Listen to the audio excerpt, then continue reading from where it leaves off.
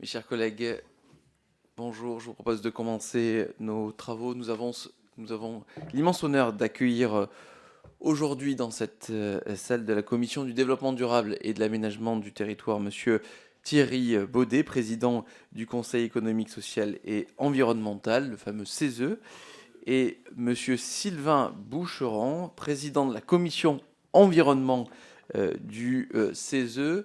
Cette commission elle a pour thématique la transition écologique et l'adaptation au changement climatique, mais cette commission s'inscrit dans la volonté de notre commission, de notre bureau, de pouvoir tisser des liens plus étroits avec le CESE, au regard notamment de leur engagement, de leurs travaux connus, reconnus, de très grande qualité sur le sujet de la transition écologique. C'est, disons-le, un axe stratégique majeur de vos travaux. Il me semble important de mettre en avant le travail qui a été réalisé, notamment un avis fort intéressant sur le projet de loi d'orientation agricole, des sujets sur l'élevage, l'eau potable, la stratégie nationale sur la biodiversité, les transitions énergétiques des Outre-mer, sujet encore, il me semble, trop peu traité au niveau de nos commissions respectives, la stratégie énergétique, la mobilisation des acteurs de l'emploi et du travail pour réussir la planification écologique. Et donc, il me semble important de poser une première question, c'est peut-être que vous puissiez nous partager l'organisation du CESE et nous partager votre ambition en matière de transition écologique, puisque, je le répète, c'est un sujet stratégique majeur des travaux du CESE. Deuxième sujet, c'est le sujet de l'adaptation au changement climatique. Là aussi, vous le savez, notre commission consacre actuellement une série d'auditions, à la fois sur le sujet de l'adaptation, mais aussi sur son financement. Nous sommes particulièrement intéressés par le rapport de la commission environnement du CESE, rendu en novembre dernier sur cette question. Vous appelez à une accélération pour une adaptation systémique et juste face au réchauffement probable de 4 degrés en France d'ici la fin du siècle. Vous avez fait, si je ne m'abuse, 18 préconisations dans la perspective du plan d'adaptation. Donc quelques mots peut-être à nous partager sur ces axes prioritaires, sur les ressources à mobiliser. Et puis peut-être un dernier sujet qui me semble essentiel de rappeler, le CESE a joué un rôle clé. Un rôle clé dans la Convention citoyenne pour le climat en 2019-2020. Et donc il me semble important d'avoir aussi votre avis sur la nécessité de pouvoir toujours mieux lier démocratie participative et représentative, notamment sur ces sujets de transition écologique. Je ne serai pas plus long dans mon propos. Je vous laisse la parole, Monsieur le Président du Conseil économique, social et environnemental. Et je vous remercie une nouvelle fois d'avoir accepté de venir devant notre commission. Monsieur le Président, Mesdames et Messieurs les députés, merci de votre invitation. Et donc, comme vous l'avez dit, nous allons intervenir à deux voix avec Sylvain Boucheron. Pour quelques mots, pour, j'allais dire, planter le décor, répondre à votre question. Nous sommes installés il y a maintenant 3 ans. On était dans la dernière...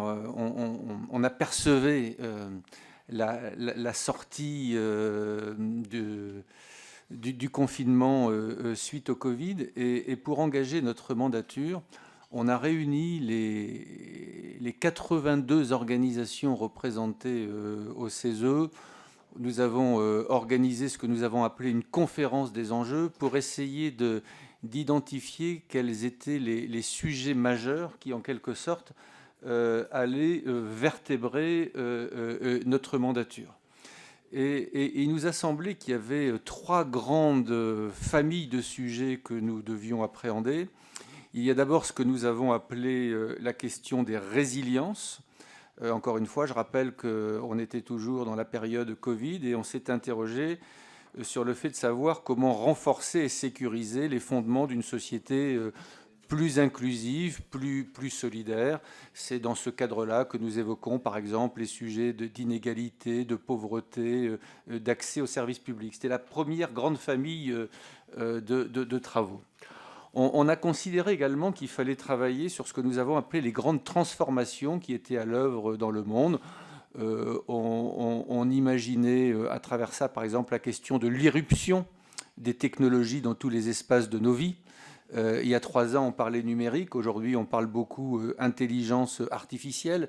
On imaginait aussi tous les changements qui allaient être induits, par exemple, dans l'articulation des temps de vie personnels et professionnels, avec, par exemple, l'irruption du télétravail qu'on avait connu pendant le Covid.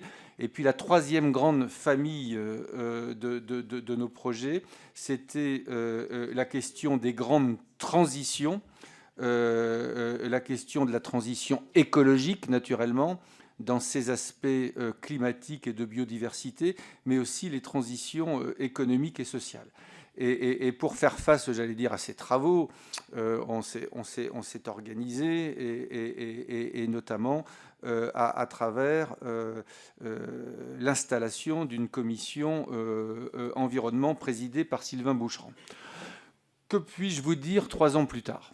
Eh bien, 3 ans plus tard, vous dire que la question écologique, encore une fois dans la double dimension climatique et de la biodiversité, à la fois dans des perspectives d'adaptation et d'atténuation, ce sujet s'est imposé dans nos travaux bien au-delà de ce que nous avions imaginé à l'origine. Des travaux à l'initiative de notre commission environnement, naturellement, mais j'ai aussi observé, on a aussi observé collectivement que nos autres formations de travail, à la fois dans leurs travaux, soit intègrent systématiquement la dimension environnementale, soit choisissent des sujets qui font le lien avec l'environnement. Notre délégation aux droits des femmes et à l'égalité a travaillé sur climat et inégalité de genre. Notre commission économie et finances a souhaité travailler sur le financement de la transition environnementale. Notre commission travail-emploi a exploré la question du travail à l'aune du changement climatique. Donc la question environnementale s'est imposée dans nos travaux au-delà de ce que nous avions imaginé. Finalement, à travers tous nos travaux, je dirais que nous poursuivons finalement quelques objectifs que je peux, je crois, résumer assez simplement. La question de la transition environnementale, je l'ai dit, s'est imposée, elle ne se pose plus en tant que telle. La question que nous nous posons, c'est comment conduire une transition et une adaptation qui puissent être justes. La question de la transition juste, de l'adaptation juste et acceptable nous paraît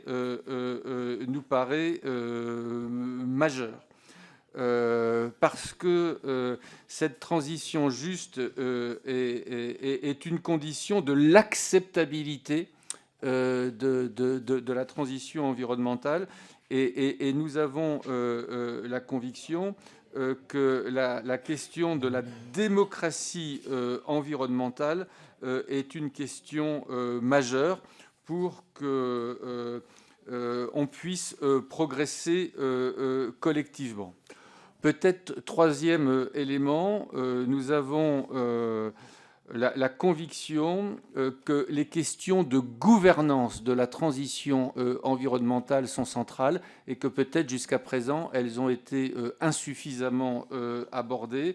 Et peut-être le 4e et dernier message serait de dire qu'on ne peut pas évoquer la question environnementale si on n'adopte pas une perspective internationale à minima européenne. Donc voilà globalement comment nous nous sommes organisés. Et le sentiment que nous avons aujourd'hui, au moment où je vous parle, c'est que le CESE est un lieu où des représentants très divers de toutes les organisations de la société civile peuvent travailler, échanger, dialoguer, mais pour autant, l'observation à la fois au plan national et européen, j'allais dire, d'une certaine manière, de la mise en pause d'un certain nombre d'ambitions environnementales nous amène à considérer qu'il faut amplifier ce travail. Peut-être voilà ce que je pouvais dire en propos introductif. Merci beaucoup pour ce propos introductif. Je laisse la parole à Monsieur le Président de la Commission environnement pour rentrer peut-être un peu plus dans le détail sur les recommandations relatives au plan d'adaptation.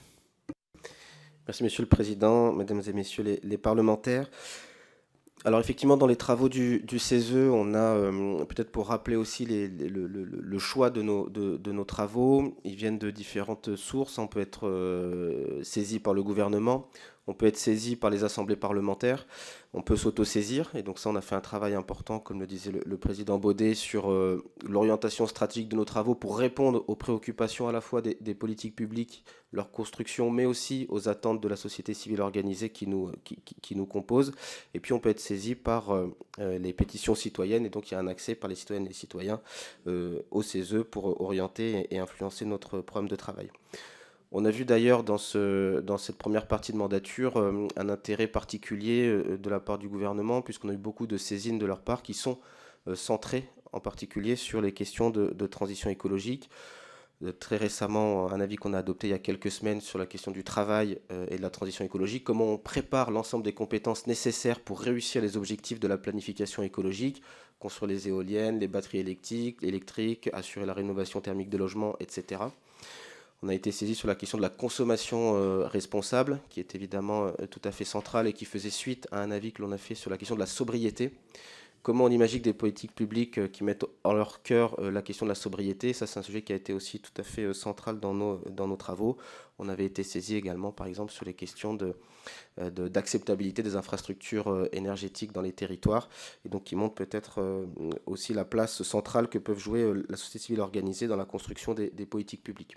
Donc peut-être à renforcer aussi les liens avec l'Assemblée nationale pour être aussi une piste pour co-construire ensemble des propositions sur ces travaux. On a effectivement adopté un avis sur le sujet de l'adaptation en novembre dernier, peut-être pour vous balayer très rapidement les quelques préconisations clés. Sur lesquels on a voulu attirer l'attention des pouvoirs publics. D'une part, on s'est rendu compte que le sujet de l'adaptation était encore aujourd'hui assez méconnu finalement dans l'opinion publique, alors qu'il demande de prendre des décisions importantes dès aujourd'hui et des décisions qui vont avoir des effets parfois sur le long terme. Et donc il y a aussi une difficulté d'appropriation de ce sujet de l'adaptation au changement climatique, sachant qu'aujourd'hui, ce que nous disent les scientifiques, c'est bien que le climat des 10-15 prochaines années est écrit. Quels que soient les efforts que l'on fait sur l'atténuation des émissions de gaz à effet de serre, il faut continuer à les faire, mais les prochaines années, la trajectoire climatique est écrite. Et donc, il faut qu'on commence à se préparer aussi à ces évolutions du changement climatique. Un point clé qui est ressorti de nos travaux, c'est que des impacts vont être majeurs et vont être tout à fait transversaux et vont toucher tous les pans de la société civile. Et donc ça, c'est ce qu'on a mis dans notre rapport et qu'on voulait porter à votre attention. Ça va concerner bien sûr les territoires, ça va concerner bien sûr les filières économiques et toutes les filières économiques, c'est un point sur lequel on insiste. Ça va concerner évidemment la vie des citoyennes et des citoyens, les familles, etc. Et donc on va avoir des bouleversements tout à fait importants. Et donc en ce sens, on a fait un certain nombre de propositions dont je vous partage quelques-unes maintenant. D'une part, de s'assurer que le plan national d'adaptation au changement climatique fasse l'objet d'un chapitre dédié dans la loi de programmation énergie-climat qui était en discussion en fin d'année dernière. Donc ça, c'est un message directement pour vous, parlementaires. Une autre préconisation sur le fait qu'on trouve tout à fait judicieux le travail qui a été fait sur la TRAC, la trajectoire de référence sur l'adaptation du changement climatique, c'est-à-dire d'avoir un scénario de référence sur lequel on puisse baser à la fois des politiques publiques, mais aussi sur lesquels les acteurs peuvent faire leur plan stratégique. Quand on est une entreprise et qu'on veut faire des investissements à long terme, quel est le domaine de référence par exemple. Et donc ça nous semblait un travail tout à fait judicieux et on proposait de lui donner un statut réglementaire pour que ça puisse après avoir un impact important sur les documents, par exemple de planification dans les territoires. C'est une autre de nos préconisations, qu'on puisse aligner les SRADET, tous les schémas d'organisation du territoire prennent en compte les effets du changement climatique basés sur cette trajectoire. Un autre point qui nous semblait très important, c'est le portage interministériel et transversal de ce plan national d'adaptation au changement climatique. Donc là, on a été plutôt entendu par le gouvernement, puisque ça a été annoncé par le SGPE, le secrétaire général à la planification écologique, qu'il était en charge de l'animation du plan national d'adaptation au changement climatique. Donc ça, on peut s'en réjouir. Un point qui est plus difficile, c'est cette question des indicateurs. Et donc, on propose d'avoir un travail collectif, co-construit avec les parties prenantes sur les indicateurs de réussite de ce plan national d'adaptation au changement climatique et de suivi. Puisqu'un des paradoxes, c'est que si on réussit l'adaptation au changement climatique, ça ne se verra pas, puisqu'on n'aura pas de catastrophe. Et donc, comment on mesure quelque part les effets d'un plan qui est censé nous éviter des risques? Et donc, il y a un travail à faire, on le pense, important avec les parties prenantes pour qu'on puisse comprendre pourquoi est-ce qu'on fait des investissements, par exemple, et pas se dire, finalement, on a investi, il ne s'est rien passé. En fait, peut-être que si, justement, c'est parce qu'on a investi qu'il ne s'est rien passé, et donc on peut s'en réjouir. Donc là, on a un petit travail, on le pense, important à faire collectivement pour essayer de se définir des critères, des indicateurs clés de succès sur l'adaptation au changement climatique. On propose d'avoir une approche aussi d'études de vulnérabilité, que ce soit au niveau des territoires, mais aussi des filières économiques. Et ça, c'est un point qui est très important. On pense qu'il peut y avoir des effets très, très forts sur la déstructuration d'entreprises ou de filières économiques, quelles qu'elles soient. Et donc là, on propose aussi d'avoir des travail au niveau des branches pour anticiper ces sujets-là. Une recommandation qui est pour vous, c'est la proposition que dans les études d'impact des lois, il y ait un volet adaptation au changement climatique pour évidemment qu'on puisse prendre en compte ces enjeux de moyen et très long terme dans les propositions de loi sur lesquelles vous travaillez. Et puis quelques-unes pour terminer, d'avoir également un travail de réflexion sur ce qu'est la maladaptation. C'est-à-dire quelles sont les propositions, les idées, les actions qui vont être contre-productives vis-à-vis des questions d'adaptation au changement climatique. Ça nous semble important puisque parfois on voit quelque part ce qu'on peut appeler les fausses bonnes idées pour l'adaptation au changement climatique. Et donc ça nous semble important d'avoir un débat approfondi, une meilleure compréhension, appropriation de ce sujet de la maladaptation. Un point central également, c'est le lien avec la biodiversité. C'est un sujet que le CESE, le président Baudet le rappelait tout à l'heure, a mis aussi au centre de ses travaux sur la transition écologique, de toujours faire le lien climat-biodiversité. Ça nous semble tout à fait central, et en particulier sur la question de l'adaptation au changement climatique. Et puis peut-être un dernier sujet, c'est aussi de renforcer les moyens de la recherche et de l'innovation sur ces questions d'adaptation au changement climatique, puisqu'on a besoin d'avoir une meilleure vision du sujet, d'avoir des innovations, que ce soit dans les filières économiques, que ce soit dans l'organisation du territoire, que ce soit dans les modes de vie ou même la meilleure connaissance des impacts du changement climatique sur nos écosystèmes, par exemple. Et donc, il nous semble essentiel aussi de renforcer les moyens sur le sujet. Voilà quelques préconisations clés que l'on voulait vous partager sur cette question particulière d'adaptation au changement climatique. Et on est bien sûr à votre disposition pour approfondir ces sujets. Merci beaucoup. Merci pour ce propos introductif très intéressant, complet. Et je vous propose de passer aux orateurs des groupes. Pour le groupe Renaissance, la parole est à Daniel Braudebois. Merci, Monsieur le Président. Au nom des députés Renaissance, je vous remercie, Monsieur Baudet, président du Conseil économique, social et environnemental, et Monsieur Boucheron, président de la Commission environnementale du CESE.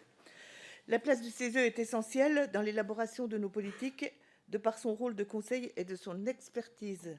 Mais avant tout, vous représentez des dizaines de millions de Français et les membres du CESE sont immergés au cœur des problématiques de la société civile. Vous avez publié en 2023 un rapport contenant des recommandations afin d'accélérer une adaptation systémique et juste au changement climatique. Par ce rapport, le CESE va donc contribuer à l'élaboration du plan national d'adaptation au changement climatique numéro 3, et vous avez proposé de grands axes d'amélioration créer un cadre juridique national de l'adaptation ancré dans les politiques publiques, systématiser l'analyse des enjeux d'adaptation des projets et des planifications territoriales, ou encore dimensionner un budget et des moyens suffisants en appui aux territoires et acteurs économiques. Et vous venez de le dire, peut-être revoir la gouvernance, la transition écologique étant transversale à toutes les politiques. Notre majorité partage votre constat. Pour prévenir les effets du changement climatique présent et futur, nous devons écouter, rendre acceptable une transition qui doit ne laisser personne au bord du chemin, planifier et financer. D'après vous, outre les moyens importants dédiés à ce changement climatique, avons-nous suffisamment anticipé les métiers du futur de la transition écologique et surtout les compétences et les formations à mettre en place? En ce qui concerne l'intelligence artificielle, qui va à court et moyen terme avoir des effets significatifs sur les sociétés humaines et l'environnement, dont nous nous occupons peut-être pas suffisamment, la voyez-vous comme un vecteur potentiel de réduction de notre empreinte environnementale et d'adaptation au changement climatique? Au nom des députés Renaissance de cette commission, je vous remercie à nouveau de votre présence dans le cadre de cette audition qui nous apportera, j'en suis sûre, des éléments éclairants pour notre activité législative. Merci. Pour le groupe Rassemblement National, la parole est à Nicolas Dragon. Merci, Monsieur le Président Zulesi, Monsieur le Président du CESE, merci de votre présence. Face au changement climatique, il est nécessaire d'accélérer l'adaptation systémique et juste. Cet avis précède le rapport annuel de la Cour des comptes de 2024, lequel constate également qu'il faut faire plus pour l'adaptation au changement climatique. Il souligne, comme vous, que les politiques publiques actuelles ne sont pas assez articulées et que l'adaptation constitue un véritable défi démocratique. Faire plus pour l'adaptation au changement climatique signifie consacrer davantage de financement à des projets potentiellement coûteux, visant à prévenir des dommages qui n'arriveront parfois que dans un avenir relativement lointain. C'est ici que réside toute la difficulté, car chaque projet doit obtenir l'adhésion de la population. Il sera nécessaire d'intégrer tous les Français, de s'assurer que les projets locaux reçoivent d'abord l'assentiment de nos habitants. Tout cela afin que ces projets ne soient pas perçus comme des contraintes d'une technique autocratique, mais plutôt comme le fruit d'une volonté générale de préservation des qualités de nos régions. Vous soulignez à juste titre les conséquences néfastes de la maladaptation et la nécessité de s'appuyer sur la préservation des services écosystémiques. Cela pose un véritable enjeu, car dans une période où la réindustrialisation est plus que jamais nécessaire, où des besoins en logement, en infrastructures énergétiques et en transport sont toujours plus importants, une pression irrémédiable va nécessairement s'exercer sur l'environnement.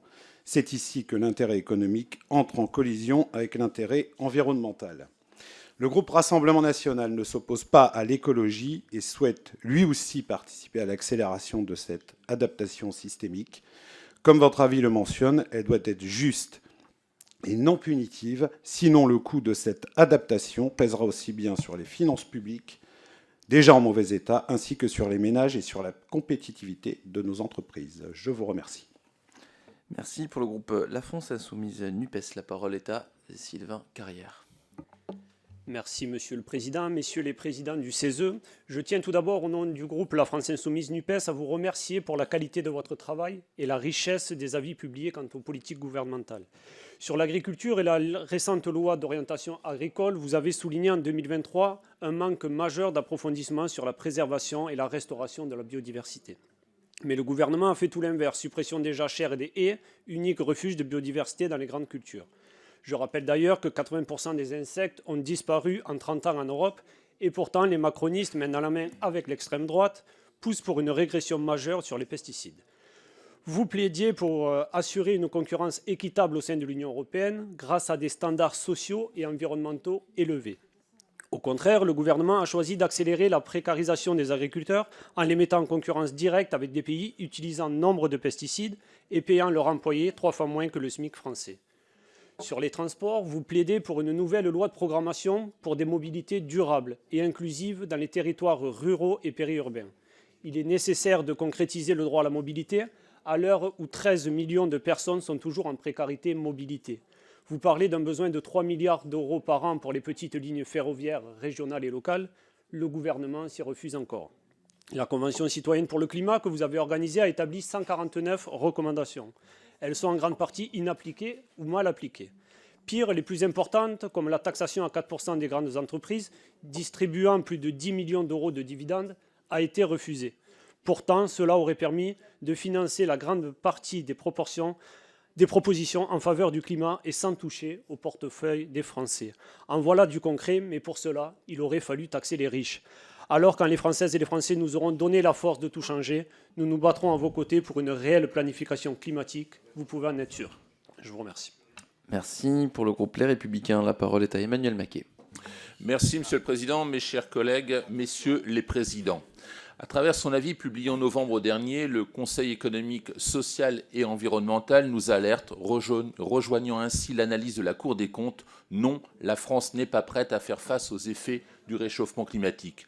Ce point de vue de la société civile, qui a toujours été la valeur ajoutée des travaux du CESE, doit nous inciter à mieux anticiper l'adaptation au changement climatique et à imaginer un nouveau modèle au lieu d'attendre une crise majeure pour réagir. Notre groupe partage de nombreux avis de votre avis de novembre. Oui, le plan d'adaptation sont élaborés trop isolément, sans tenir compte les uns des autres, ni des difficultés qu'ils causent à d'autres acteurs ou territoires. Oui, notre politique d'adaptation manque de moyens humains et financiers, et un engagement clair de l'État est nécessaire via une loi de programmation pluriannuelle. Oui, le Parlement est trop peu consulté sur ces sujets, à tel point que nous n'avons pas encore entendu le ministre, dont le futur plan baigne dans la plus grande opacité. Une inscription dans la loi énergie-climat permettrait, en plus de la transparence, de donner au PNA2C une valeur juridique et politique. Nous n'en restons pas moins perplexes quant à certaines de vos préconisations, rejoignant l'avis de vos groupes d'entreprises ou agriculture. Nous sommes réservés sur la nécessité d'intégrer le critère de l'adaptation à chaque texte de loi. Nous partageons l'appel du président du MEDEF à un quoi qu'il en coûte de la simplification et à miser davantage sur l'innovation que sur les contraintes. Notre corpus législatif et réglementaire est déjà assez dense pour qu'il n'y ait pas besoin d'alourdir le code de l'environnement ou le code de l'urbanisme qui ont été doublés de volume en 20 ans, les rigidités de la loi littorale qui limitent les projets locaux ou les méandres du droit du travail qui interdisent à un stagiaire de monter sur un escabeau devraient nous avoir vaccinés contre ces perplexités. Vous dites que l'effort devrait être partagé entre tous, mais en pratique, c'est bien l'excès de normes qui nuit à ce partage en bloquant les projets. Notre groupe est tout aussi réticent sur la nécessité d'inscrire l'adaptation dans les documents locaux de planification d'urbanisme qui aboutirait à retarder exagérément des projets là où nous voudrions justement les accélérer. Nous nous interrogeons aussi sur l'idée de maladaptation qui, en l'absence de certitude sur le climat futur, pourrait nous conduire à des précautions excessives. Il faudrait enfin déterminer comment mutualiser les coûts entre les territoires exposés et ceux qui le sont moins. Certes, la fiscalité écologique devrait être mobilisée, mais à condition d'être à prélèvement constant, de ne pas poursuivre un objectif de rendement budgétaire, d'être compensé par des politiques d'accompagnement et de privilégier l'incitation à la contrainte. Là encore, le chantier sera immense. Merci. Pour le groupe démocrate Modem indépendant, la parole est à Hubert Hoth. Merci Monsieur le Président, Messieurs les Présidents du CESE et de sa commission environnement. Permettez-moi de vous soumettre une situation concrète qui concerne particulièrement la transition écologique et l'adaptation au changement climatique. Dans ma circonscription, en Alsace du Sud, la ville de Guebwiller et l'ensemble de la vallée du Florival ne sont aujourd'hui toujours pas desservis par une ligne tram-train qui permettrait de raccorder ce bassin de vie au grand axe ferroviaire nord-sud qui traverse l'Alsace de part en part. Il s'agirait de mettre en service une ligne de 8 km afin de créer cette liaison Guebwiller-Bolwiller selon un axe ouest-est. Cette ligne concerne 30 000 habitants. Elle leur permettrait de pouvoir faire le choix d'un transport collectif décarboné, ce qui permettrait parallèlement de désengorger la seule route qui traverse Guebwiller et sa vallée et qui est sans alternative à l'heure actuelle. Cela fait plus de 30 ans que cette ligne est attendue et réclamée notamment par la voix de l'association Florirail, qui s'est vue promettre sa réalisation dans les années 2010 par la région Alsace.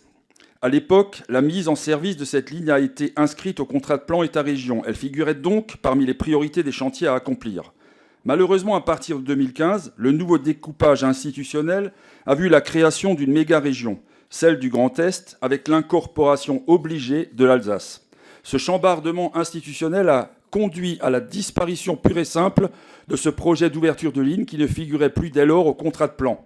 Voilà le paradoxe dans lequel nous a amené la méga-région, car il est évident depuis 10 ans que le besoin de la population et l'évidence de la décarbonation ne sont que plus prégnants. La remise en service de cette ligne ferroviaire avoisinerait un coût de 30 millions d'euros. Parallèlement, je viens de découvrir que la même région Grand Est envisage la restauration d'une portion de 24 km du canal du Rhône au Rhin, qui n'est actuellement plus navigable. Pour lui rendre son caractère navigable, il faudrait mener de grands travaux d'étanchéification. Actuellement, cette portion de canal est entourée d'une ripisylve abondante, qui, au cœur de la plaine d'Alsace cultivée, offre un important potentiel de résilience climatique tout en ayant créé un magnifique biotope de zone humide. Le tout est mis à disposition des cyclotouristes par l'aménagement d'une piste cyclable tout le long de l'ouvrage. L'état actuel est donc très conforme aux objectifs de développement durable et de restauration de l'environnement. Le chantier prévu imposerait une destruction massive des arbres et de cette entité écologique, le tout pour un montant estimé à 45 millions d'euros. Que pensez-vous de cette situation qui pose la question d'un bilan néfaste de la méga-région et de sa capacité réelle à relever sérieusement les défis climatiques et écologiques de notre époque? Merci. Et je rappelle que les orateurs de groupe ont 2 minutes normalement pour exposer leur position. Pour le groupe Horizon et apparenté, la parole est à Vincent Thiébaut, mais avant que Vincent Thiébaut ne prenne la parole, si Monsieur Hott veut bien couper son micro, s'il vous plaît. Merci. Monsieur Thiébaut, la parole est à vous. Oui, merci Monsieur le Président. Monsieur Baudet, merci beaucoup pour votre présentation. Le réchauffement climatique, c'est effectivement l'enjeu de ces prochaines années, je dirais même de ces prochaines décennies. Je pense qu'ici, personne ne peut le nier. Nous avons fait beaucoup depuis 2017, énormément, à travers différentes lois, mesures. Je pense notamment que ce soit la loi AGEC, que ce soit la loi climat et résilience, que ce soit aussi les plans que nous avons fait sur le transport, la planification. Et je me permets quand même de souligner que nous sommes souvent cités en exemple par nos voisins européens, notamment les Allemands, que je peux fréquenter dans le cadre de l'Assemblée franco-allemande, et notamment les députés verts qui disent qu'il faut qu'on s'appuie sur le modèle français, quoique cela puisse en déplaire à certains. Nous devons pourtant continuer à faire nos efforts. J'ai lu avec beaucoup d'attention les préconisations que vous avez faites, vos 18 préconisations. Certaines semblent très intéressantes et je peux que, en tant que membre du groupe Horizon, on ne peut que les appuyer. Adaptation et planification territoriale, d'assurer un pilotage national et multiparti, la nécessité de l'attractivité des métiers de formation, l'attractivité des métiers, accompagner les personnes aussi pour qu'elles puissent contribuer à l'action par rapport au changement climatique. Par contre, on le voit bien dans les expressions qu'il peut y avoir d'ici et d'autres, on a un gros sujet, c'est le sujet de l'acceptabilité. Alors pour certains, nous n'en faisons pas assez, pour d'autres, nous en faisons beaucoup trop. Et c'est pour moi le nerf de la guerre, effectivement, de la transition écologique, la réussite du changement, du réchauffement climatique. À ce titre, comment le CESE peut nous accompagner sur les territoires, auprès des populations, des acteurs, pour justement la prise de conscience, accompagner, travailler sur ces adaptabilités. Vous êtes pour moi une chambre importante puisque vous êtes représentant aussi de la société civile et je pense que vous devez contribuer aussi à l'accompagnement. Malheureusement, vous le savez, trop souvent la parole politique, elle est, quels que soient les groupes, quels que soient les partis, est souvent mise à mal en France et nous avons besoin aussi d'appui de la société civile, d'acteurs comme vous, pour pouvoir réussir ce réchauffement climatique. Est-ce que vous pouvez me donner quelques pistes, nous éclairer sur ce sujet? Je vous remercie beaucoup. Merci. Pour le groupe socialiste et apparenté, la parole est à Gérard Le Seul. Merci, Monsieur le Président. Messieurs les Présidents, chers collègues, au nom des membres du groupe socialiste, je remercie le Président et le Bureau de notre commission de l'audition aujourd'hui des représentants du Conseil économique, social et environnemental. Je l'avais vivement souhaité. Je considère que le CESE travaille et publie de nombreux avis dont il conviendrait souvent d'ailleurs de prendre connaissance pour alimenter nos propres réflexions et nos travaux. Par ailleurs, en tant que coprésident du groupe d'études de l'Assemblée nationale sur l'économie sociale et solidaire, je ne peux que me féliciter et exprimer la fierté que cette belle chambre de la concertation, qu'est le CESE, soit présidée depuis plusieurs années par un président dont on connaît l'engagement pour l'économie sociale. Dans la déclaration du bureau du CESE sur la transition écologique adaptée fin février 2024, vous proposez la mise en place d'une transition écologique juste qui tienne compte de la répartition des richesses dans notre société. Nous vous rejoignons complètement sur ce sujet. Vous préconisez ainsi un partage équitable des efforts face aux enjeux de la transition écologique. Ça signifie que, clairement, ceux qui polluent plus doivent fournir des efforts proportionnés à la pollution qu'ils émettent, etc. Nous devons changer nos modes de fonctionnement pour relever le défi de la transition écologique. Toutefois, ces changements ne pourront réussir que s'ils sont réellement équitables et tiennent compte des difficultés sociales de certains de nos concitoyens. Pour cela, il est fondamental de prévoir que pour chaque dispositif, des mesures d'accompagnement social. L'exemple de la mise en place des ZFE, d'ailleurs, est évocateur sur ce point. Instaurer une interdiction de circulation des véhicules les plus anciens et polluants n'était envisageable qu'avec la mise en place conséquente d'aides, notamment pour acquérir ou pour louer des véhicules moins polluants, et aussi d'un fort développement des mobilités collectives.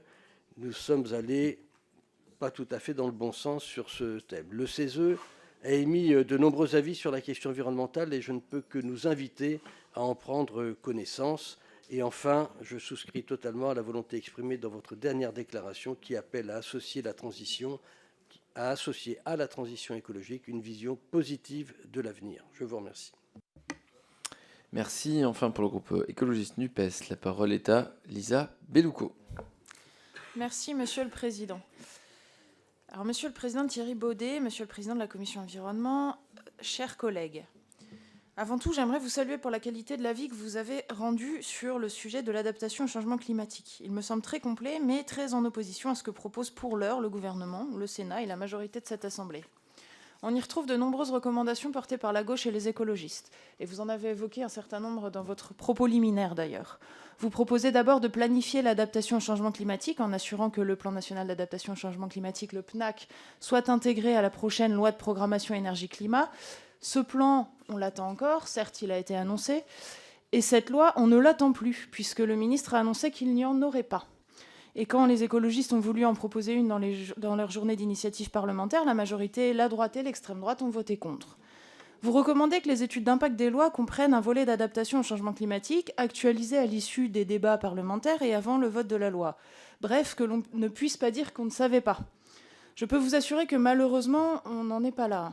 Parce que même quand il y a des études d'impact, des avis du Conseil d'État ou de la Défenseure des droits, le gouvernement s'assoit dessus. On a vu le cas la semaine dernière avec un article affaiblissant le droit de recours des citoyens, par exemple. Voire même, le gouvernement dépose des amendements pour contourner ces études d'impact, comme lorsque le ministre a fait voter la possibilité de détruire des espèces protégées sans sanction. Vous alertez sur les risques de maladaptation, de ce qui, sous couvert d'adaptation, nous entraîne encore plus vite dans le mur. Vous avez plusieurs exemples. Installer des climatiseurs au lieu d'isoler, ou construire des méga-bassines plutôt que de soutenir les solutions basées sur la nature. Là encore, je salue le fait que la société civile que vous représentez soit plus lucide sur le sujet que le Parlement. Bref, un florilège d'excellentes propositions que les écologistes défendent ici. Mais pouvez-vous m'indiquer à quel point le gouvernement s'est saisi de vos propositions et si un travail partenarial est engagé au-delà de l'annonce d'un nouveau PNAC ? Merci aux orateurs des différents groupes politiques pour leur intervention. Messieurs les présidents, je vous laisse le soin de répondre en sachant que nous avons 5-6 questions à venir. D'abord, mesdames et messieurs les députés, je vous remercie de vos interventions. À travers vos interventions, de l'intérêt que vous portez pour les travaux que nous avons réalisés. Je vous en remercie parce que finalement, notre seule ambition à travers nos travaux et avis, c'est d'être utile. Et naturellement, on se pose en permanence la question de savoir comment nous pouvons être utiles. J'ai envie de dire comment nous pouvons vous être utiles. Comme ça a été indiqué, je pense que nous pouvons vous être utiles en vous transmettant les avis de la société civile organisée. Parce que moi, j'aime à définir le CESE comme l'assemblée de la société agissante. L'agriculteur, le chef d'entreprise, le syndicaliste, j'allais dire, partagent leur temps entre le conseil et leur exploitation, leur entreprise. Et d'une certaine manière, notre expertise, c'est l'expertise d'usage, le savoir d'expérience. Et les personnes représentées au CESE sont à la fois, j'allais dire, sont souvent des acteurs essentiels de la mise en œuvre des politiques publiques. Et donc, je pense que cette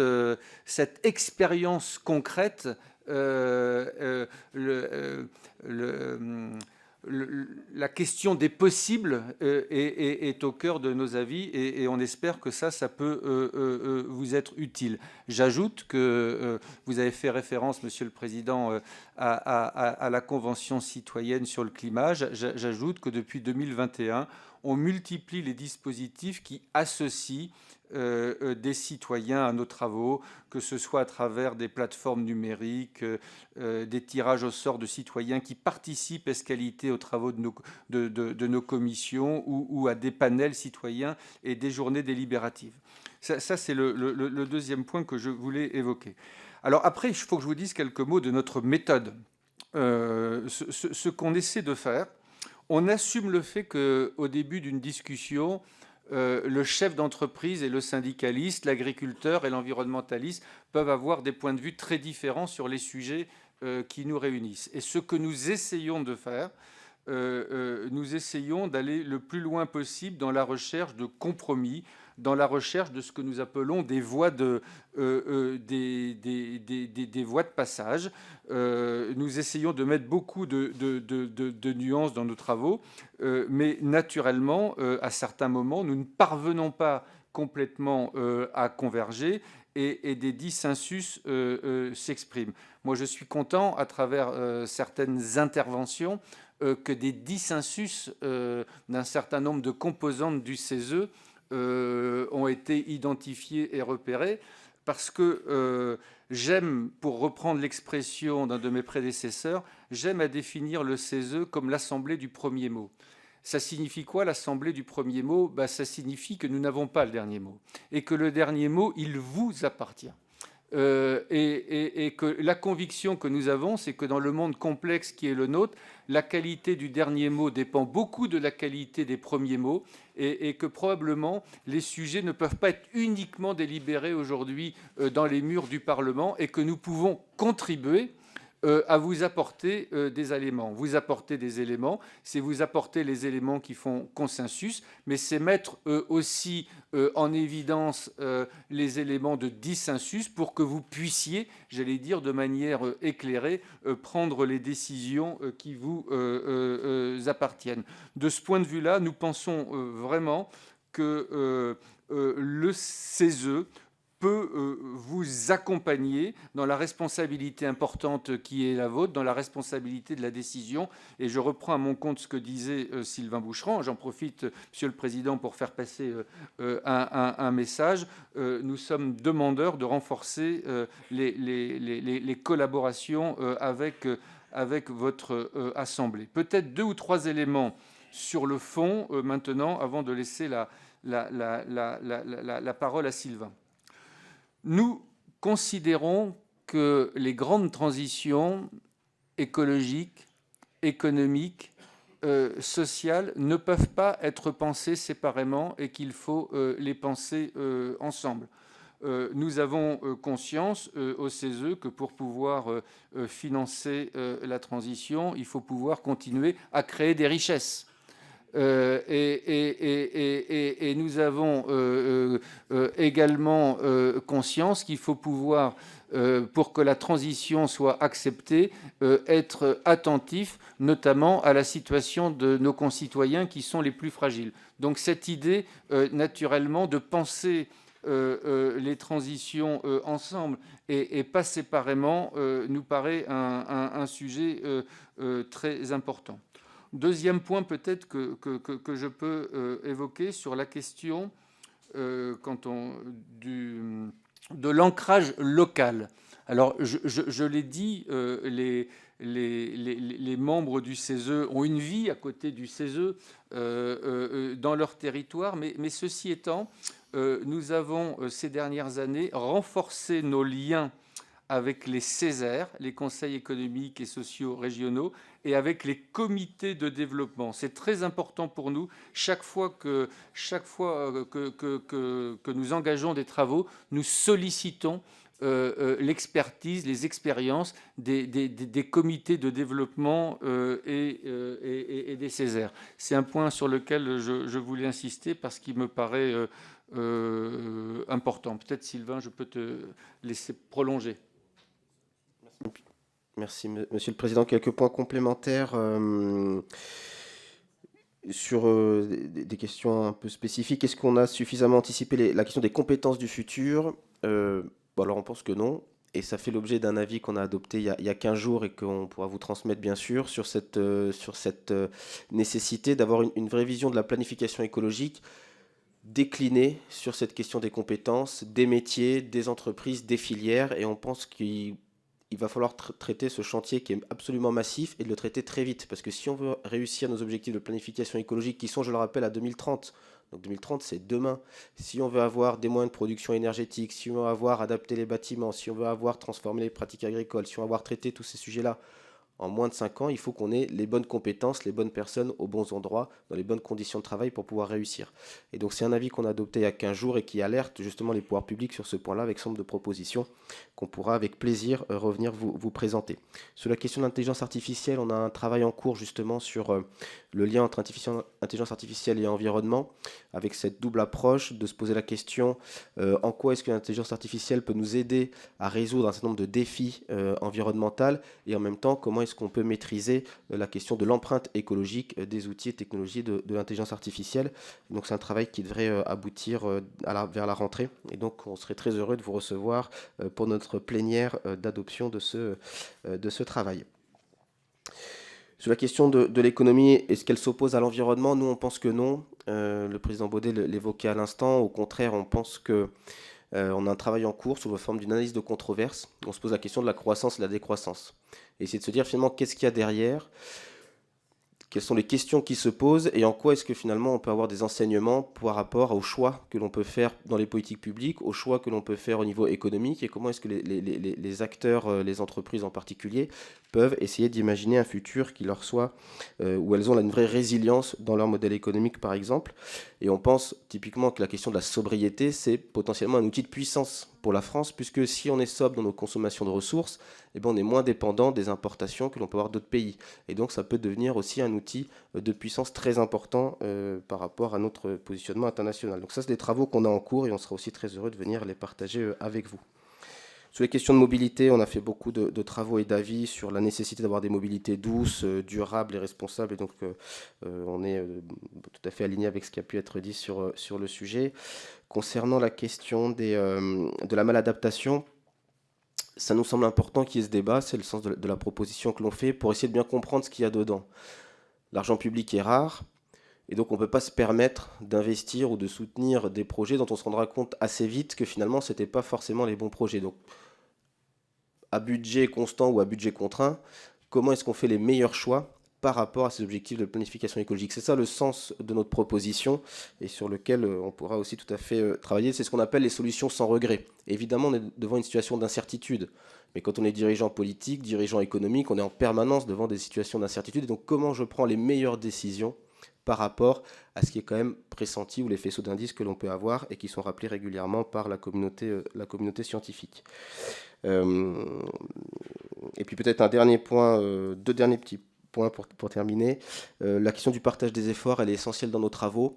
En fait, on s'en est rendu compte typiquement dans l'avis qu'on a fait sur la question de la sobriété dans les politiques publiques, où on a fait des ateliers de participation citoyenne, une consultation citoyenne pour alimenter nos travaux.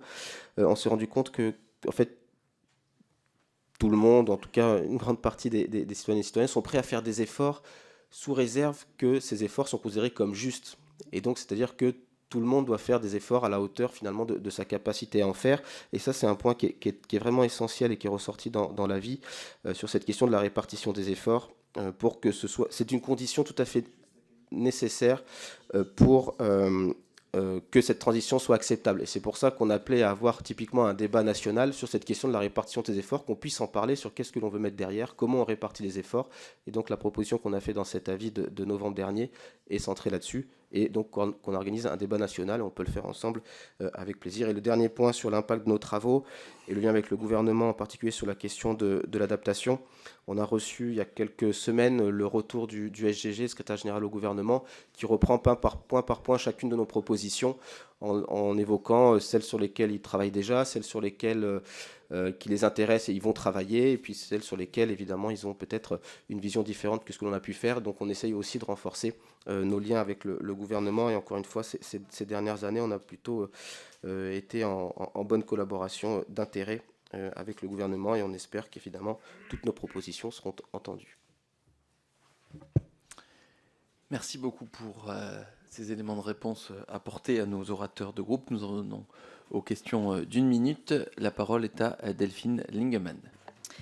Merci, Monsieur le Président. Alors, messieurs les présidents également, vous avez cité plusieurs commissions, notamment la commission climat et inégalité hommes-femmes, je n'en citais que 2, qui a émis, j'ai vu, 25 avis. La commission travail et changement climatique qui a, elle aussi, émis 17 avis.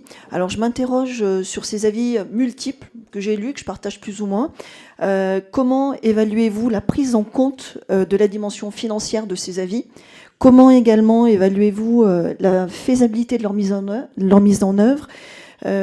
Comment prenez-vous également en compte la notion d'acceptabilité sociale ?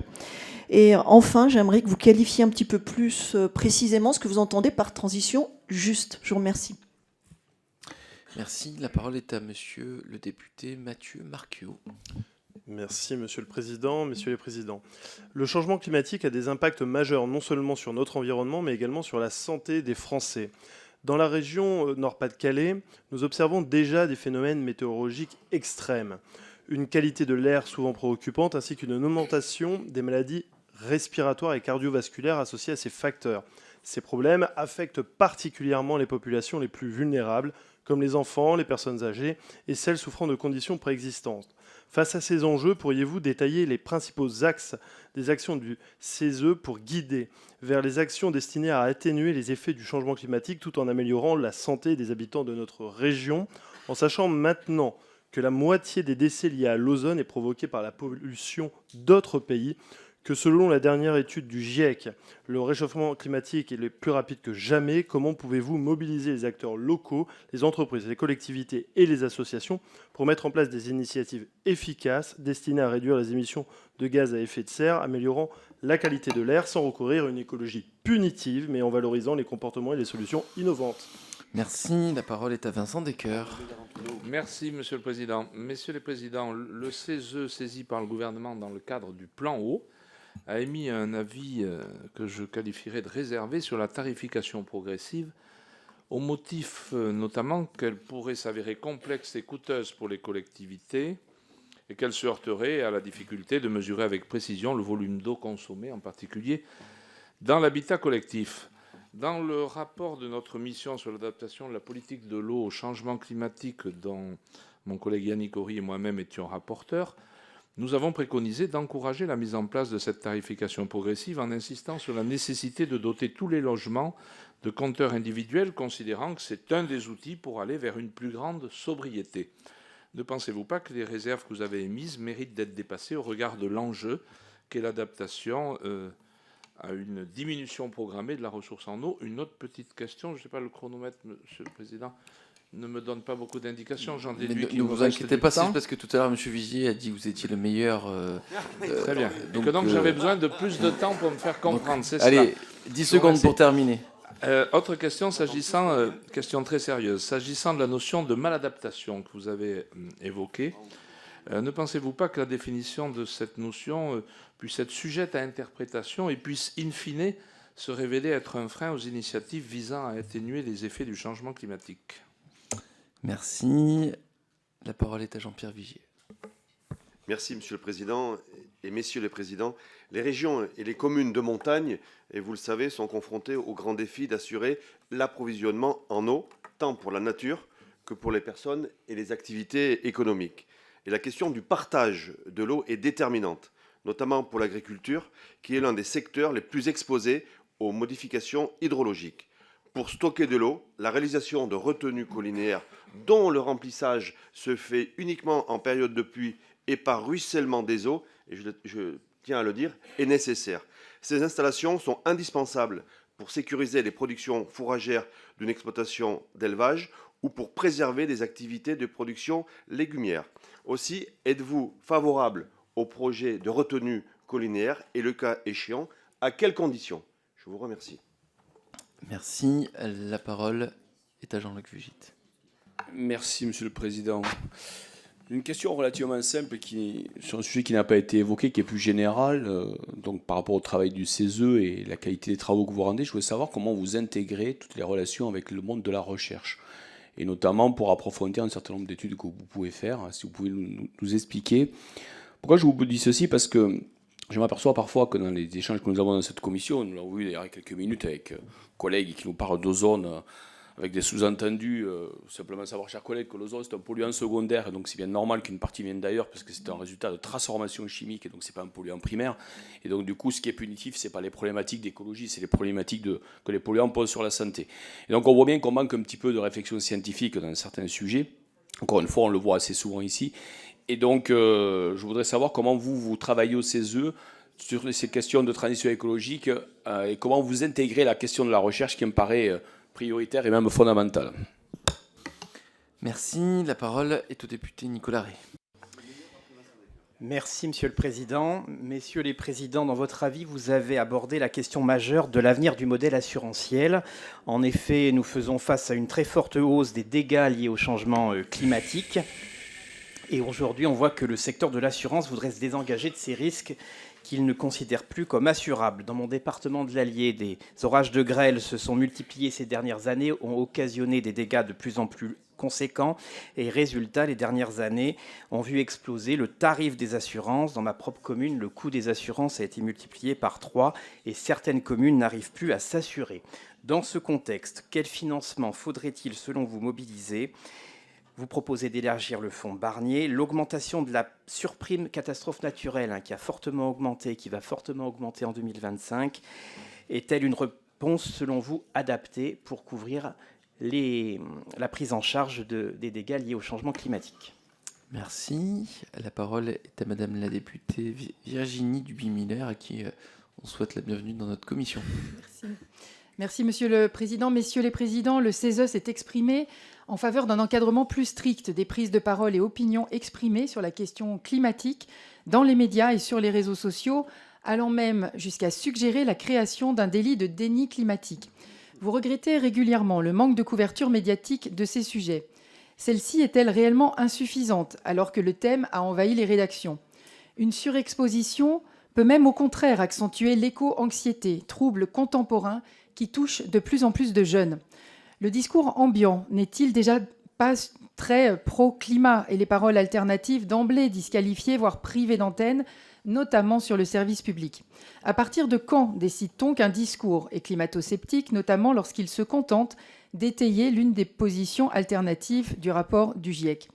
Préférez-vous réguler ces discours par la déontologie des journalistes eux-mêmes, une régulation de l'ARCOM ou une loi sur les infox ou fake news? La mise en place d'une police de la pensée climatique ne risque-t-elle pas de favoriser une certaine forme d'écologie plutôt de gauche aux dépens d'autres visions tout aussi acceptables? Finalement, le débat d'idées ne devrait-il pas primer, quitte à réfuter par l'argumentation? Je vous remercie. Merci pour votre question, en renvoyant aussi, alors ça ne va pas forcément dans votre sens, mais l'excellent travail qui est mené par Stéphane Delautrette sur le sujet, puisqu'il a monté un groupe de travail transpartisan pour que justement nous puissions arriver à traiter convenablement de ce sujet à travers notamment une proposition de loi. La parole est à Gérard Le Seul. Merci, Président. Messieurs les Présidents, dans votre recommandation, dans votre préconisation numéro 7 de votre avis de novembre, vous recommandez que des études d'impact des lois comprennent un volet d'adaptation au changement climatique. Alors nous ne pouvons que souscrire à cette recommandation et regrettons d'ailleurs que certains textes poussés par le gouvernement en proposition de loi plutôt qu'en projet de loi évitent cette étude d'impact. Par ailleurs, mon groupe a mené depuis plusieurs années un travail sur l'écocide et son inscription dans la loi climat résilience sous forme de délit en a abaissé fortement la portée. Et nous ne pouvons d'ailleurs que nous féliciter que l'Union européenne soit récemment allée bien plus loin que la France dans sa définition. Nous aurons donc à revenir dans un cadre de transposition sur ce sujet et nous aurons besoin sans doute de vos travaux. Prévoyez-vous de travailler sur ce point? Et puis, nous souhaiterions recueillir votre avis sur la création d'un défenseur de l'environnement qui, à l'instar du défenseur des droits, permettrait de s'assurer de l'effectivité de l'application des normes, de préserver l'environnement. Nous l'avions proposé il y a plus d'1 an. Malheureusement, nous n'avons pas pu discuter de cette proposition. Je vous remercie. Merci. La parole est à Chantal Jourdan. Merci, Monsieur le Président, et merci, Messieurs les Présidents, pour votre présence. Dans une société qui présente nombreuses crispations et clivages, vous énoncez dans le dernier rapport du CESE que le CESE doit inventer un continuum démocratique pour être au plus près des citoyens. Alors, voilà, j'ai envie de vous demander quel processus identifiez-vous pour améliorer donc le débat démocratique, particulièrement sur les questions environnementales dont on parle donc aujourd'hui, et puis aussi pour aller au-delà des dissensus que vous avez relevés. Et par ailleurs, je voudrais savoir comment les membres du CESE, représentants de diverses organisations, donc abordent aussi cette question et quel travail ils font en amont du CESE par rapport à cette question. Je vous remercie. Merci. La parole est à Nicolas Thierry. Merci, Monsieur le Président, et merci, messieurs, pour vos éclairages respectifs. Nous avons auditionné hier, ici même, la ministre Agnès Pannier-Runacher au sujet des politiques de réduction des pesticides. Et les débats sont beaucoup revenus sur le nouvel indicateur HRI choisi par le gouvernement qui suscite, vous le savez, de vives critiques. En effet, de nombreux experts craignent des manipulations statistiques, un manque de transparence et une baisse des pesticides en trompe-l'œil. Alors tout simplement, avez-vous travaillé sur ce sujet? Et si tel est le cas, pouvez-vous nous faire part de vos analyses? Merci. Merci. Enfin, la parole est à Daniel Brulbois. Merci, Monsieur le Président. Vous l'avez dit, votre rôle est essentiel pour que les plans et autres orientations se traduisent concrètement et soient acceptables sur le terrain. Les Césaires sont la déclinaison de proximité du CESE. Or, les Césaires travaillent beaucoup avec les régions, ce qui se conçoit puisque les régions ont la compétence économique, mais il y a une autre compétence qui est le social. Et comment pourrions-nous développer plus de travail avec les départements, par exemple, pour être encore plus en proximité? Chers collègues, est-ce qu'il y a d'autres questions? Pas d'autres questions?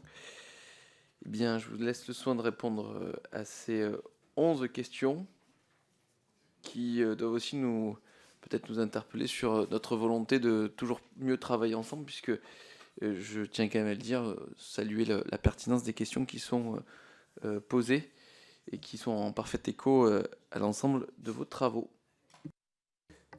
Enfin, du coup, je commence et puis le président Baudet pourra continuer et puis conclure. Alors sur la question de la définition de la transition juste, c'est effectivement un des points que l'on soulève. On sait pas, on n'a pas, nous, souhaité, dans le cadre de nos travaux, en donner une définition précise. Par contre, on appelle à ce qu'il y ait justement un travail et un débat national sur cette question de comment est-ce qu'on répartit l'effort. Et ça nous semble important à faire et que ce soit très collectif, très participatif, avec les pouvoirs publics, les parlementaires bien sûr, mais aussi la société civile organisée et les citoyennes et citoyens. Donc ça, on pense qu'il y a... Justement, cette question n'a jamais été vraiment abordée et définie, et nous, ça nous semble être le critère absolument essentiel et une condition sine qua non d'acceptabilité de la transition. Donc, si ce sujet vous intéresse, en tout cas, voyons peut-être comment on peut faire émerger cette idée. Sur la question de la santé, alors on a fait différents travaux sur ce sujet de la santé-environnement, et on voit bien que les deux sujets sont quand même de plus en plus liés. Donc on a fait des avis qu'on pourra aussi vous transmettre et qui le mettent en avant sur de différents points de vue. Et on se rend compte, encore une fois, que les problématiques de santé sont très souvent liées à des problématiques d'environnement, de dégradation, de pollution, etc. Et donc il faut qu'on puisse avoir aussi un travail qui lie ces deux sujets. Sur la question de la maladaptation, effectivement, c'est un sujet qui a discussion, c'est pour ça qu'on le pose sur la table et il faut qu'on puisse en discuter. Parce que ça peut-être...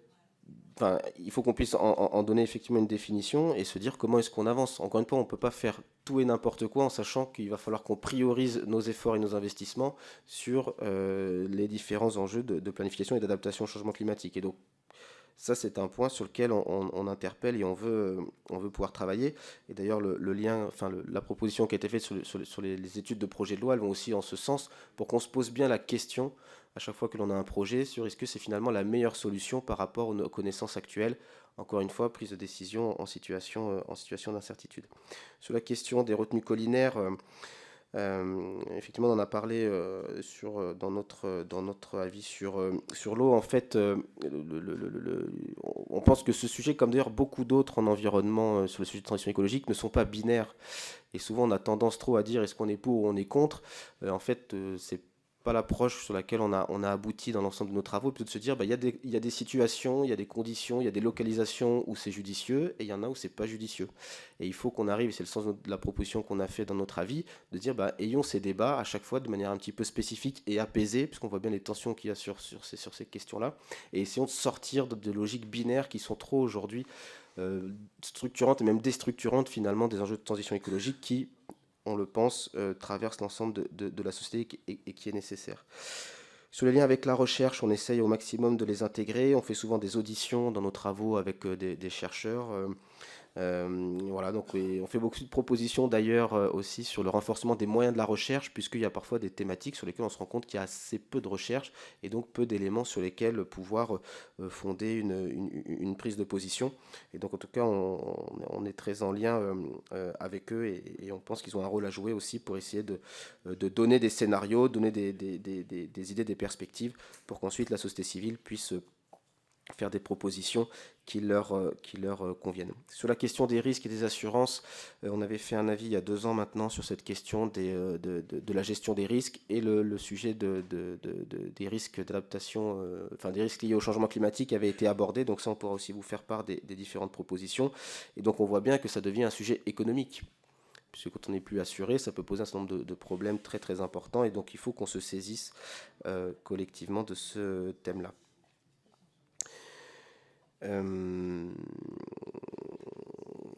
Sur le sujet écocide, défenseur de l'environnement, etc., en fait, on est en train de lancer dans le programme de travail pour septembre différentes thématiques qu'on a préidentifiées qui sont justement en lien avec cette question de la démocratie environnementale.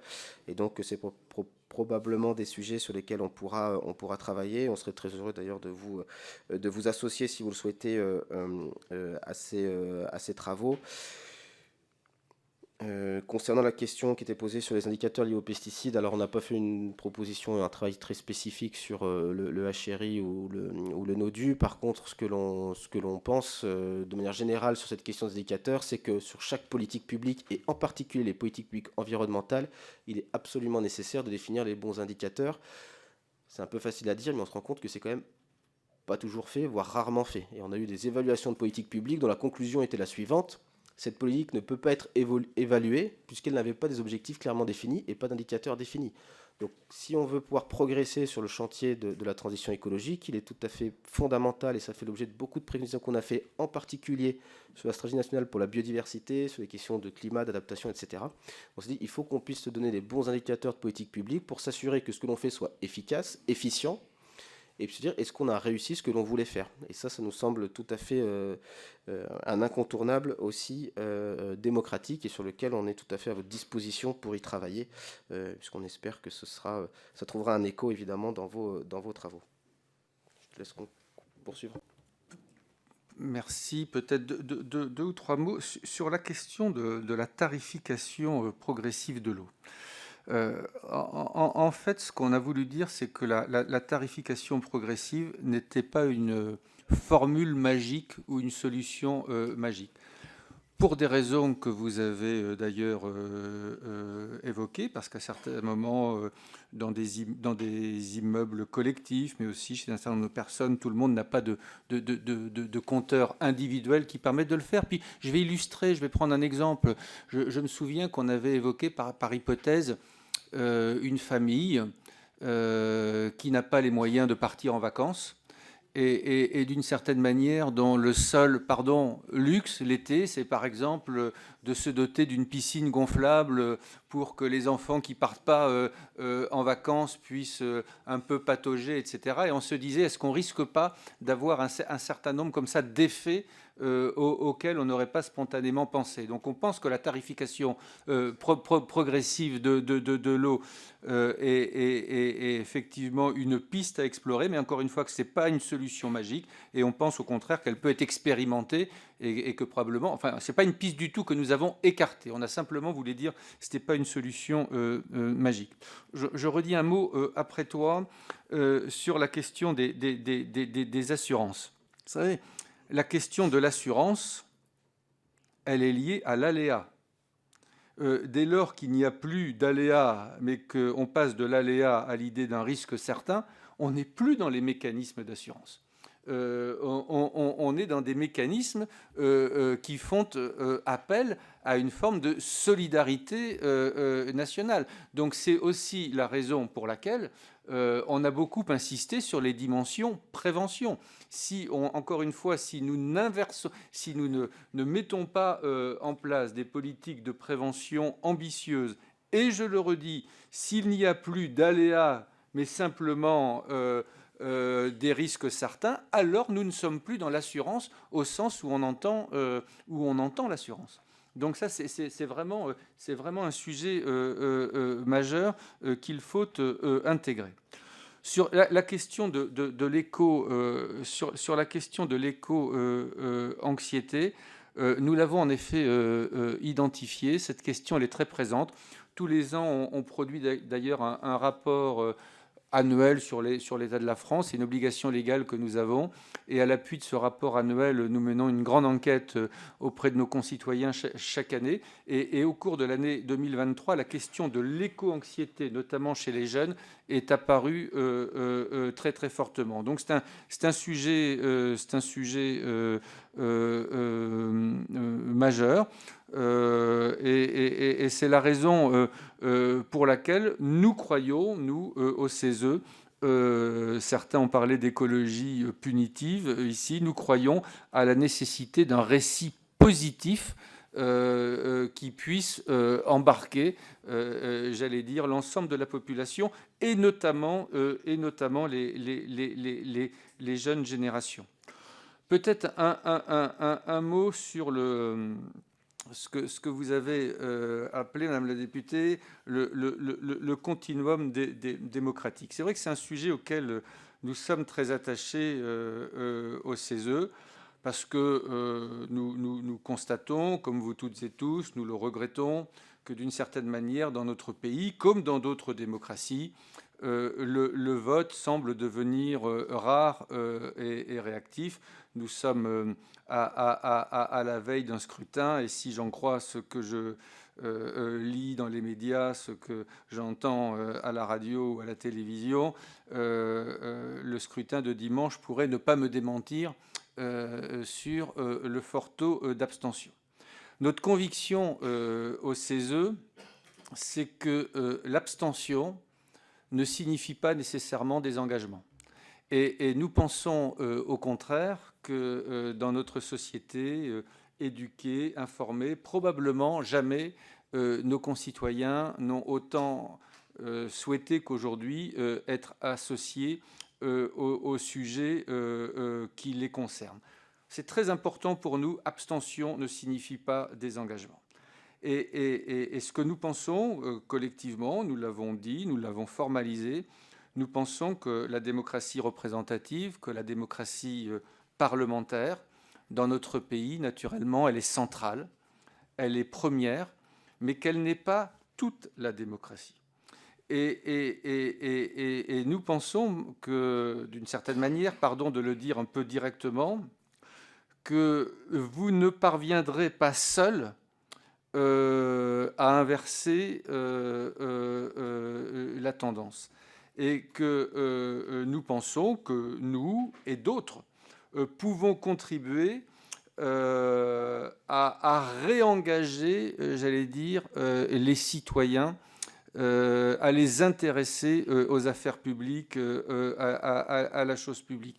Et nous pensons, vu du CESE, pardon, ça va peut-être vous paraître très immodeste, mais nous pensons, vu du CESE, qu'on ne peut pas réduire le citoyen à l'électeur et qu'une fois que vous êtes élu, vous devez revenir devant les citoyens en cours de mandat.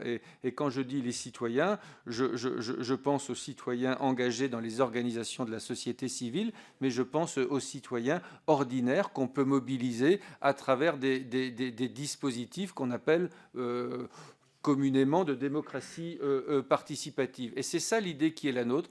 L'idée qui est la nôtre, c'est de mobiliser nos concitoyens, des citoyens engagés dans les organisations de la société civile, des citoyens, pardon, je mets des guillemets, ordinaires, qu'on va solliciter selon différents dispositifs, encore une fois dans la logique que j'évoquais tout à l'heure, pas dans une logique de concurrence, pas dans une logique de substitution, mais dans une logique un peu de premier mot, associer nos concitoyens aux décisions qui les concernent. C'est ce que nous appelons le continuum démocratique et c'est ce que nous essayons de mettre en œuvre avec les outils qui sont à notre disposition.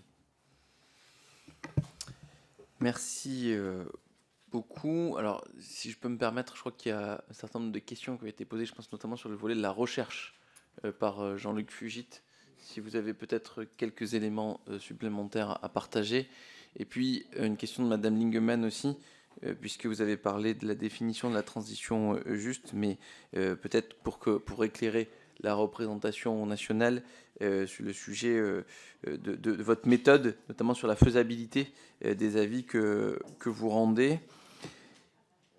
Et enfin, peut-être sur Madame Brulbois, qui nous parlait justement du lien du local et comment est-ce qu'on arrive à aller dans la proximité au niveau de vos travaux. Si je peux me permettre sur ces 3 points. Merci. Donc, en complément sur la question de la recherche, donc effectivement, on essaie d'associer au maximum les chercheurs, soit dans nos recherches documentaires, soit sous forme d'audition que l'on fait dans nos travaux. Et puis encore une fois, on est très attaché à ce que fait la recherche et on a beaucoup de propositions qui vont dans le sens d'un soutien en termes de moyens, par exemple, à la recherche pour qu'elle puisse participer à la meilleure connaissance. Alors ça peut être des sujets environnementaux par exemple, des sujets économiques, des sujets sociaux. On a des sciences sociales aussi qu'on fait intervenir dans nos travaux. Voilà. Et ça, on pense que c'est tout à fait essentiel puisque ça nous permet, on le pense, de prendre des meilleures décisions si on a une meilleure connaissance du fait de la recherche. Donc on est encore une fois en lien avec des chercheurs et on pense qu'il faut de manière générale renforcer cette recherche-là. Sur la question de la transition juste, effectivement, le sens de notre proposition, ce n'était pas de donner une définition. Par contre, c'était de constater que la transition ne sera acceptée et acceptable que sous réserve qu'elle soit considérée comme juste. Et ça, c'est vraiment ressorti à de nombreuses reprises dans nos travaux qu'on a fait avec les conseillers et les conseillers ou en lien avec la participation citoyenne. Et la proposition que l'on avait formulée dans notre avis était de dire organisons un débat national pour définir ce que les citoyennes et les citoyens attendent en termes de répartition de l'effort pour que ce soit considéré comme juste. Et on s'est rendu compte que tout le monde était prêt à faire un effort, mais sous réserve quelque part que tout le monde fasse un effort proportionné à ses capacités à agir. Donc ça, c'est ce qu'on avait mis dans notre avis, et donc la nécessité d'organiser cette discussion au niveau national pour essayer de mieux le qualifier, définir des critères si besoin, etc. Et donc je pense qu'on pourrait peut-être aussi collectivement organiser cette discussion. C'était un des sens de notre proposition. Sur les départements. Alors, oui, on est parfois en lien aussi avec les comités de développement qui peuvent avoir des géométries un peu variées selon les territoires. Et on pense que, à l'image du CESE et des Césaires, c'est aussi un outil du continuum démocratique, puisqu'on est avec la société civile agissante, les personnes qui sont impliquées dans la vie économique, dans la vie sociale, dans la vie environnementale des territoires. Et donc on pense que ça peut être un levier. Après, je n'ai pas connaissance de dispositifs particuliers au niveau des départements, mais j'allais dire, n'hésitons pas à inventer tout dispositif qui puisse être utile pour réassocier, comme disait le président Baudet, l'ensemble des citoyennes et des citoyens aux décisions qui les concernent et qui peuvent améliorer leur qualité de vie et leur perspective sur ce siècle. peut-être 2 éléments pour compléter, illustrer ce que tu viens de dire. On a par exemple un partenariat avec l'Association des départements de France, aussi avec les associations d'élus d'une manière générale, et ils nous font le plaisir de répondre très régulièrement à nos sollicitations, c'est-à-dire que vraiment dans nos travaux, en fonction des sujets que l'on traite et naturellement des compétences des différentes strates territoriales, on travaille vraiment avec les élus. Un mot aussi sur la transition juste, c'est peut-être pour donner une illustration, comme le disait Sylvain Boucheron, on ne l'a pas défini en tant que tel, mais à chaque fois, on se pose la question de la justice et donc de l'acceptabilité. Je vais prendre, peut-être le mieux c'est d'illustrer, je vais prendre un exemple. On avait rendu un avis sur l'acceptabilité des infrastructures de la transition énergétique. Et voilà, je vais le faire très simplement, c'est-à-dire qu'on va aller installer en milieu rural, par exemple, pardon si je suis caricatural, hein, des éoliennes pour fournir de l'électricité aux Franciliens et aux Parisiens. Et les gens de ces territoires peuvent considérer que ce n'est pas spontanément juste. Et donc on s'était dit que si on veut que ce soit accepté, peut-être il faut imaginer, par exemple, de nouveaux pactes et de nouvelles relations régionales, notamment peut-être que lorsqu'un certain nombre de territoires ruraux déplorent la disparition d'un certain nombre de services publics, peut-être qu'il y a des contreparties de cette nature-là à trouver. Donc à chaque fois, d'une certaine manière, on se pose derrière la question de la justice, c'est la question du chemin qui soit acceptable pour les uns et pour les autres. Merci, messieurs les présidents, pour l'intérêt apporté à notre commission. Je pense que nous avons beaucoup de choses à bâtir ensemble, notamment sur l'adaptation au changement climatique, puisque, je vous le rappelle, suite à la présentation à venir du plan d'adaptation, elle sera mise en consultation. Donc là aussi, je pense que, au regard de vos travaux, nous pourrions alimenter cette consultation et bien entendu travailler sur des convergences entre le CESE et cette belle maison qu'est la représentation nationale, l'Assemblée nationale. Chers collègues, prochaine réunion mercredi prochain, 12 juin à 9h30 avec l'examen de la proposition de loi numéro 2473 adoptée par le Sénat visant à endiguer la prolifération du frelon asiatique et à préserver la filière apicole. Merci beaucoup.